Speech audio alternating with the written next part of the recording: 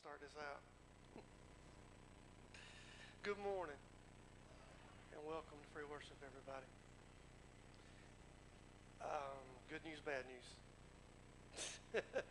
Obvious bad news, it's me again. Good news is, listen, you guys, to explain, some of you maybe visiting or don't know, I'm not the full-time pastor here. My name is Kip Gulledge. I'm the creative pastor. I do this maybe twice a year. And in the last several weeks, this is my second time in the last several weeks. So the good news is I've met my quota for probably the next year or two. You don't have to put up with me anymore for a long time to come if I have anything to do with it. I want to thank everybody that came out today to help with the little health fair out in the lobby. I hope. Thank you, First Help. Thank you, ladies and gentlemen that came and volunteered to help out and do that. They talked me into getting my blood pressure and pulse rate done earlier, and I was afraid they were going to have to run me down here to the old hospital but oddly enough, it wasn't that bad. So I don't, good sign, bad sign, I don't know. As you all may know, we've been working on a series for the last few weeks. The Doctor is in which we're taking medical terms, medical theologies, that's the right word, and combining it with our message. I told you a couple of weeks ago, this is not my full-time gig.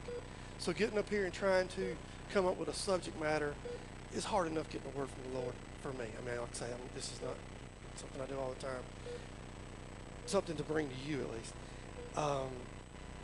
So to try to have to fit it within a certain box is not an easy thing to do. And so sat down and started praying on the thing, where the Lord would have me to go, whatever. Here's the thing. Where he's decided that I needed to go today is a little bit, and see, Chad tells me, we do things out of the box. We do things different. We want to do something nobody expects, whatever. And I'm afraid this may be in that realm, if you will. All of the subject matter we've been dealing with up to this point has been problems, medical problems, physical, mental, whatever and it's been some type of this is what you do to help fix this and get better, whatever. Well, there's another side to what a doctor does, to a doctor's job, and that job involves death. Death is not a subject that we like to talk about. It's not a subject we like to deal with. If you get in a crowd of people, you start bringing up death, talking about it, odds are you're going to see people start moving away from it. It's not something we're comfortable with. It's not something that we enjoy talking about. We shy away from it. As a society, I believe we do as much as we possibly can.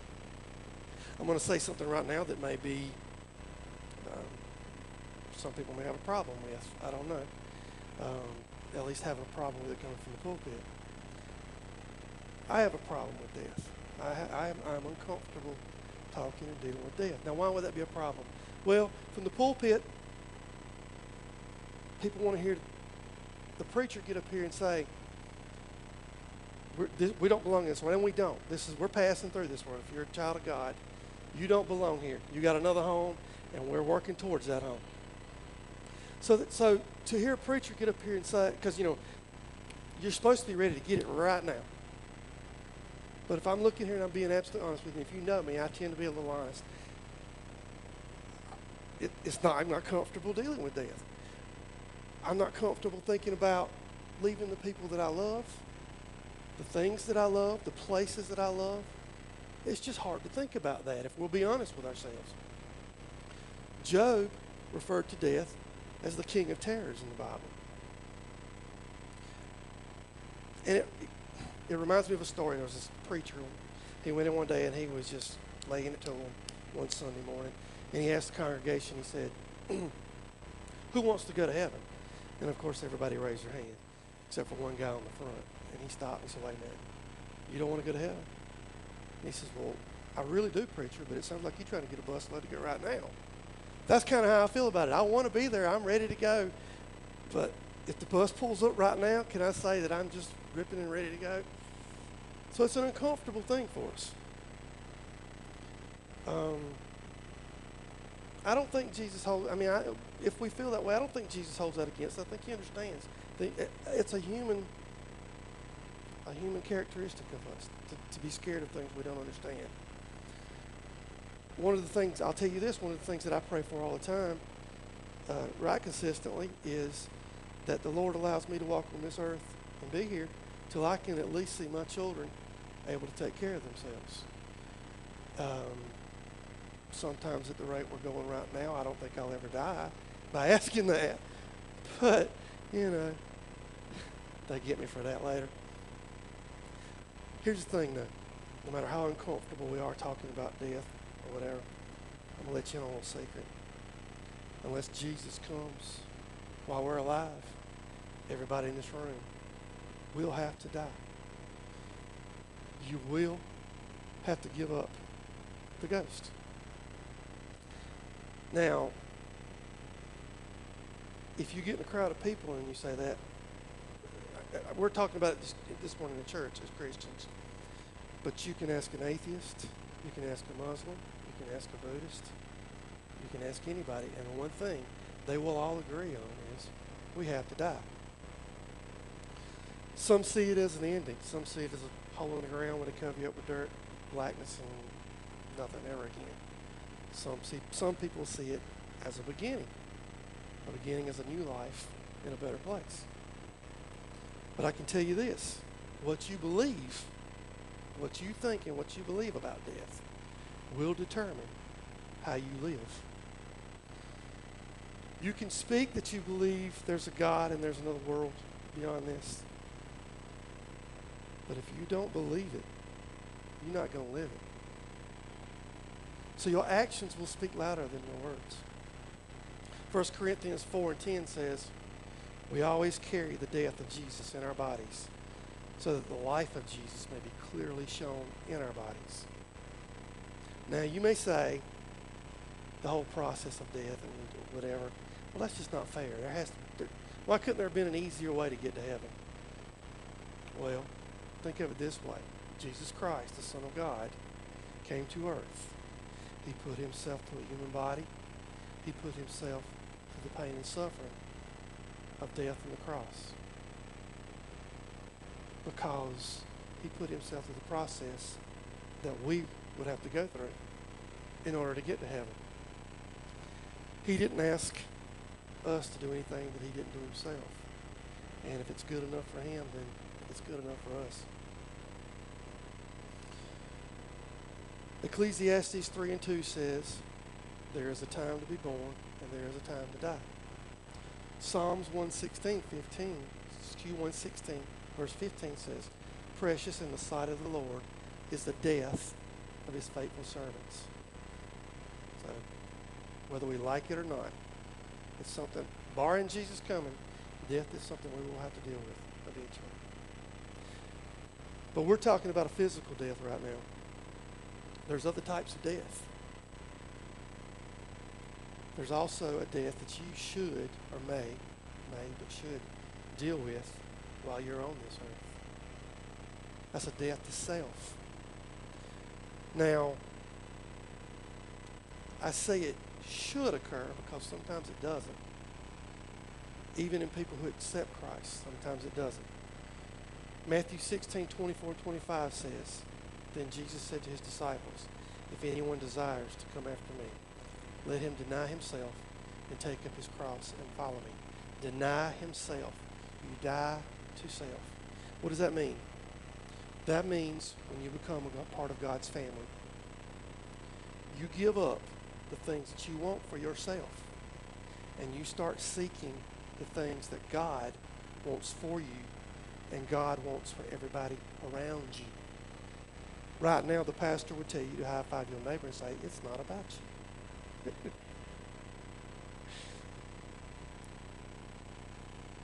Well, that's all well and good and sounds good and all that, but here's the process. When you ask Christ to come into your life, the Holy Spirit comes down and dwells. He makes a place in your heart, and he dwells in your body from there on out. Okay? And what happens is the old person, the old flesh, the old body is still there and still wanting self, self, self. Look out for self. But at the same time, you've got that spirit in you.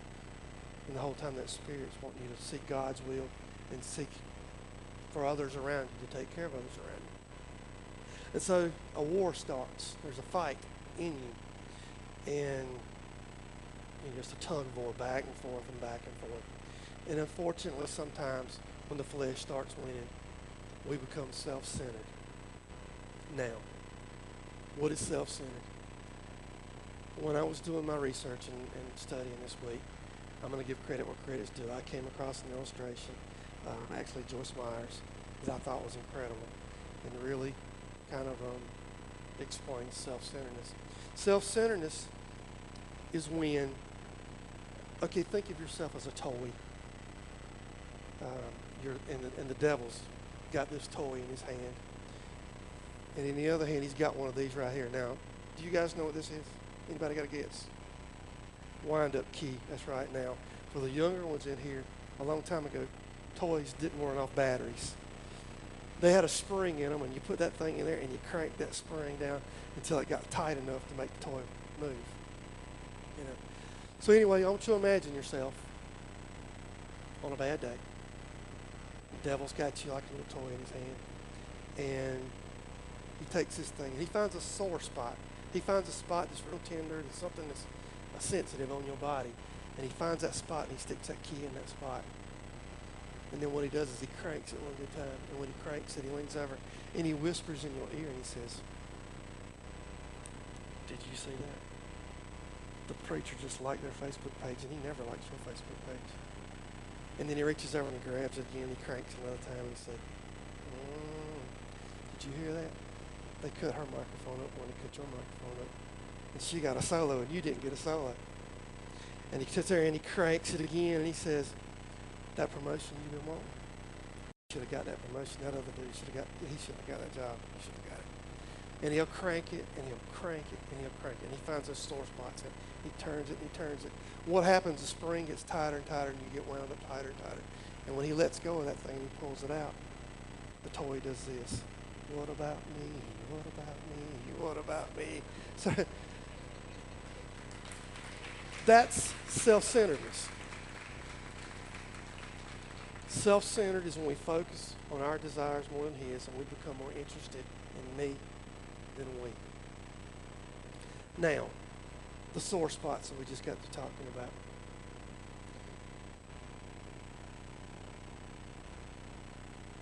In order for there to be death, there has to be pain. If you look in the Bible, it's almost like a formula, if you will.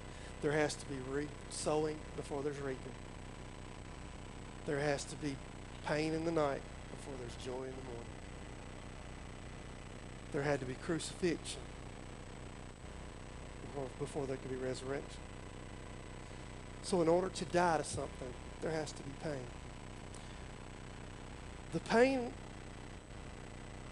pain that we have in our bodies that the devil takes his key and he sticks it in and winds it up, those are the things that drive us crazy. Here's the thing.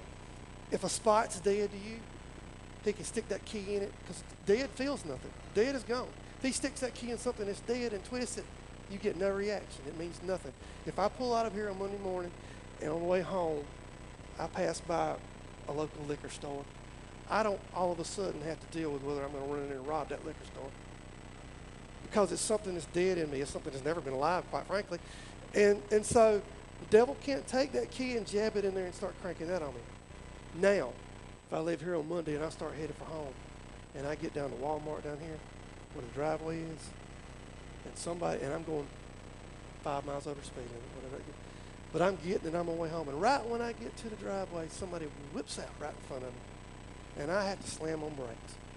And then by the time I slam on brakes and get proper distance, they turn and get out of my way again. They couldn't have waited 5 extra seconds. Right then, he grabbed that key, and he found that spot in me, and he said, just like that right there. And the things that went through my head and the things that I wanted to do were not of God. Okay? So do you understand the concept? Do you have spots that hurt? We have things that hurt. We have things that are dead to us, the things that he can't get to and mess with. But we have things that bother us, and he knows what they are. And he will go after them with a vengeance. So the process of dying to self, what I mean by that is you find those things. You know, when I get behind this person that makes me slam on brakes and whatever, do I do what I wanted to do? Do I say what I wanted to say? I don't. I take a breath. I think about it for a minute. I give it to him. And I take the pain. Here's the thing. Whatever it is your pain is, if you do it repeatedly with the process every day, it becomes a little less painful each time. Until eventually what you're going to find is that sore spot, that painful spot, has become dead. And the devil can't get you through it anymore. That doesn't mean he's not going to find another one, because it's a process. This is something that we're going to have to go through for the rest of our lives. But that's what it means to die in self. Now, I'm going to throw this in for a little good measure, if you will.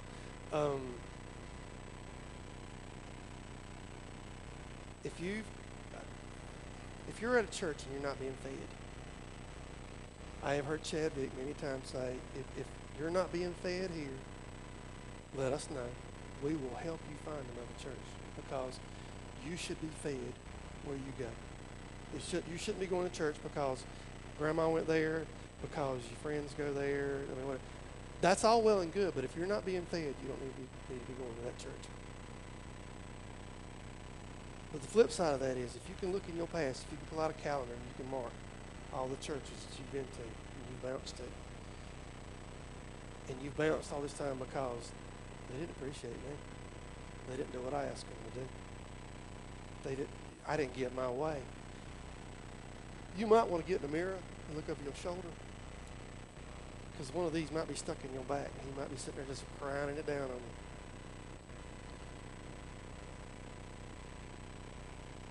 So, how do I die to self? Well, again, it's a painful process. It's something you go through daily. It's like an exercise. The more you do it, the easier and less painful it becomes, until it's dead and the devil can't use it anymore. Now, don't confuse dying to self with killing yourself. Two different things. I'm glad you asked why. Dying to self means you're taking something that no longer belongs in your life, and you're working on it to get it out of your life so that you never have to deal with it again. Killing yourself, on the other hand, is when something that causes death, you welcome it into your life. As a matter of fact, if it starts slipping away from you a little bit, you're going to do everything you can to grab a hold of it and hang on to it. I'll give you a little illustration. If I asked, do you know who Jack Kevorkian is? How many of you could say yeah? Yeah. Years ago as a doctor, they called him Dr. Death. Jack Kevorkian, he helped people, he assisted them with suicide, if they were chronically ill, if they were in pain, whatever. He assisted them in suicides. He was known as Dr. Death. Whenever you saw Jack Kevorkian, you knew death was following. Now, with that in mind, let's say you pull out of here after church. You get into a wreck out here on number 9 highway.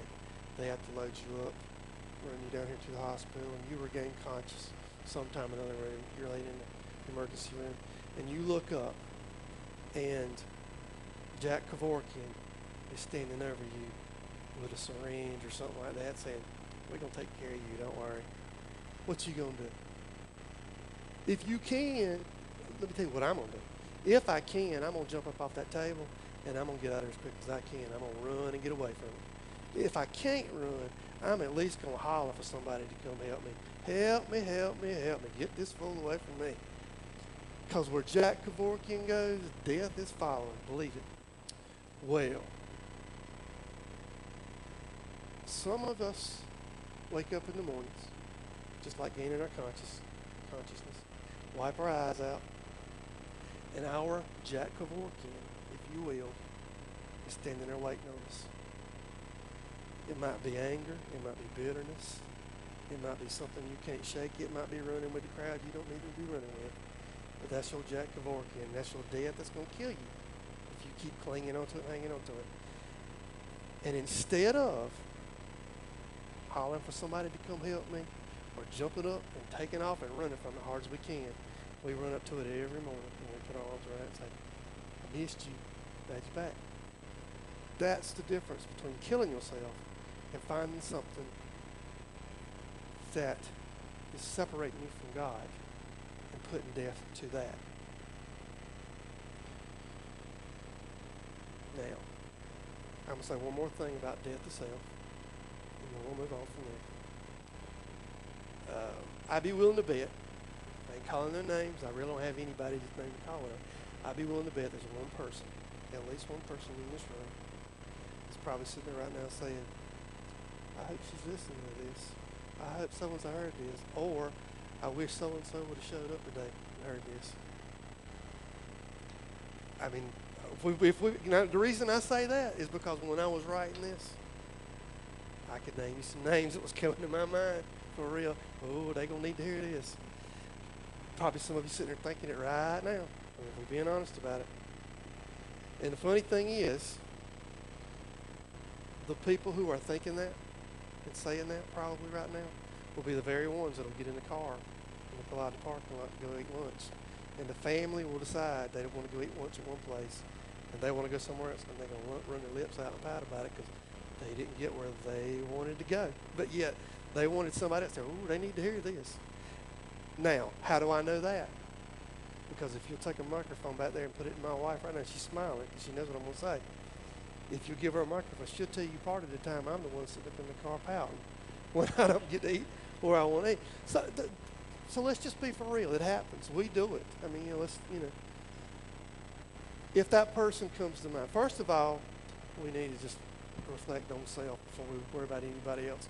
But even if you're right, even if there is someone you can think about, instead of using that for a tool for beating them down or putting them down or running them down, we need to lift them up. We need to pray for them. We need to, just try to help them the best way we can in a positive way. Next type of death, and this is the worst, probably the worst type of death. This death actually comes, we talked about physical death. We've talked about death to self. Now we'll talk about spiritual death. Hebrews 9:27 says, it is appointed unto man to die once, and then comes the judgment. Well, here's what's going to happen, just to lay it out there. One day, unless Jesus comes back while we're alive, this shell that we're living in is going to quit working. It's going to run down, it's going to deteriorate, it's going to break down, and one day it's just going to stop working. And we're going to leave this world.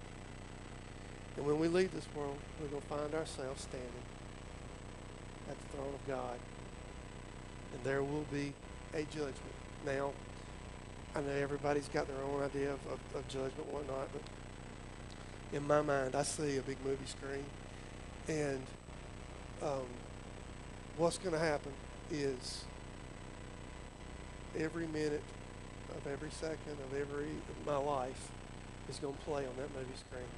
And I'm going to tell you right now, I'm going to be ashamed of myself. I'm going to cry and be hurt. Because it's going to be the good, the bad, and the ugly.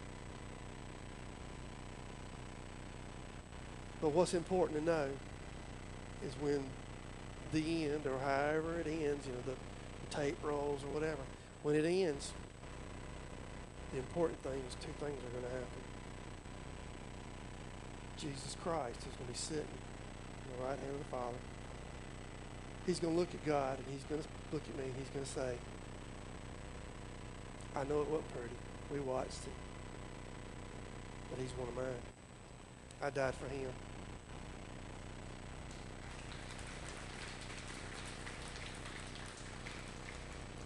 Either that's going to happen, or he's going to look at you and look at God, and he's going to say, I don't know him. I didn't know him when he didn't know me when he was on the earth. I don't know him now. And what's going to happen is we're going to end up, that person will end up in a hell for eternity. Now, I've been asked many a time,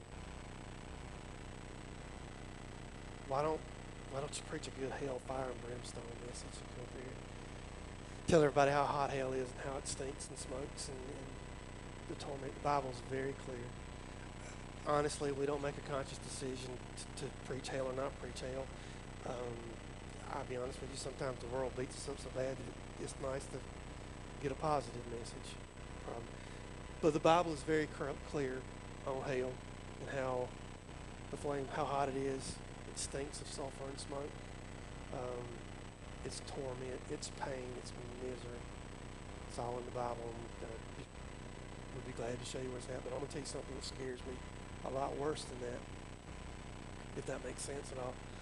When we started out talking about this, one of the things that I told you was, I'm just not comfortable with death. I'm not comfortable talking about death or dealing with it, because I struggle with having to leave the people that I love, the things and the places, whatever. One thing about hell is there's going to be a loneliness there. You know, Hollywood likes to portray death as a big party where people get down there and at best they're having a good time and playing, and it's, you know, flames shooting here and there and yonder, and it's a big party. And at worst, you know, at least you're down there with a bunch of people, and when the devil hits you with a pitchfork, you know, maybe your buddy might be able to say, "Shake it off, dude." You know, it's not like that. It's dark, it's lonely. And the thing that scares me about death, the thing that bothers me, if you will, about leaving people that I love, that's at least temporary. Because even if I died right now, I'm still going to see these people again. I'm going to see the people I love again. But if you're in hell, you're not going to have buddies. You're not going to see people you love. That's a loneliness, and that's for eternity. I mean, that's something you're going to deal with forever and ever and ever. Brandon?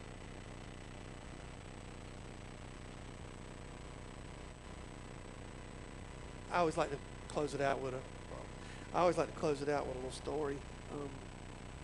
And I found this one in my studies. In 1888, a man by the name of Alfred Nobel picked up the newspaper one morning while he's eating breakfast and started reading, and he came across the obituaries. And lo and behold, there's his name in the obituary. And he starts reading the obituary, and it's all about him, all about his life and his family and everything. And he was like, what is going on? Well, what had happened was his brother had passed away. And the person who wrote the obituary in that time got them confused. And so his obituary's in there now.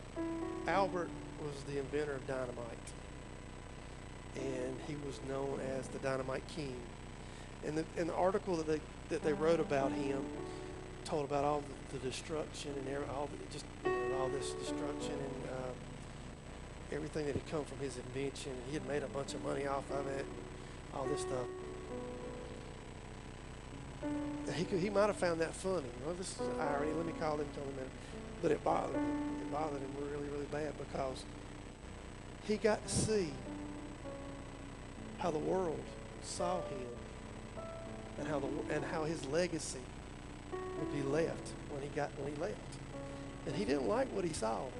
And so he spent the rest of his life and his money working on bettering society, on advocating for peace. And so when he died, he left his fortune to a foundation, and they ended up calling it the Nobel Prize. We talk about every year we hear the Nobel Prize. He changed his legacy. He went from being known for one thing to being known to a better thing. The reason that story struck me, is there was a lady. I'd never met her before, but she was a friend of mine on Facebook. And this past week, she lost her battle to cancer. I don't know her. Never met her. But her Facebook wall, it was incredible, the number of people that came out and wrote on her wall. What a blessing she had been, what a joy she had been. She had done mission trips in Nicaragua and all over. I hope, I pray that when I leave this earth, that I could be half as thought of as this woman. You know? I mean, that's all you can hope for, because one day you're going to leave this place and you're going to leave everything behind. The only thing's going to be left behind is what you've left for people to think and to know about you. Now,